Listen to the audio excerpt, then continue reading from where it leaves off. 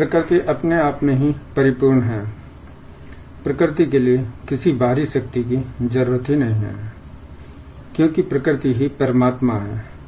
इस दृष्टि से प्रकृति और परमात्मा दो नहीं, एक ही है, क्योंकि प्रकृति की पूजा पुरातन काल से चली आ रही है।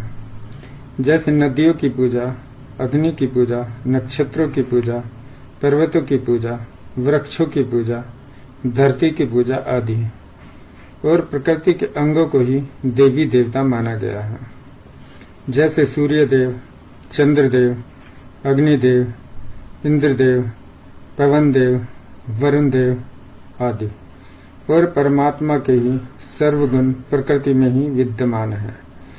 जैसे प्रकृति ही सर्वव्यापक है, यानी हर जगह मौजूद है, और प्रकृति ही सर्वशक्तिमान भी है।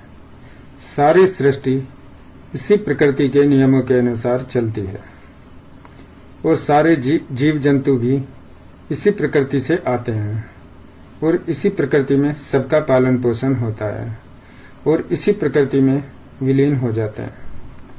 प्रकृति ही आदि है और प्रकृति ही अंत है।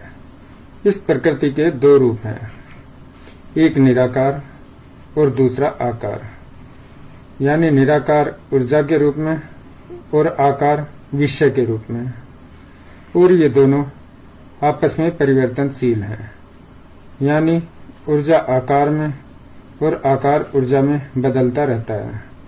जैसे पानी और बर्फ, यानी पानी से बर्फ बन जाती है और बर्फ से पानी बन जाता है। अब यह तत्व एक ही है, बस उसका रूप बदल रहा है। इसी तरह से प्रकृति और परमात्मा भी अलग नहीं है, एक ही तत्व है, और इसी दृष्टि से प्रकृति ही परमात्मा है।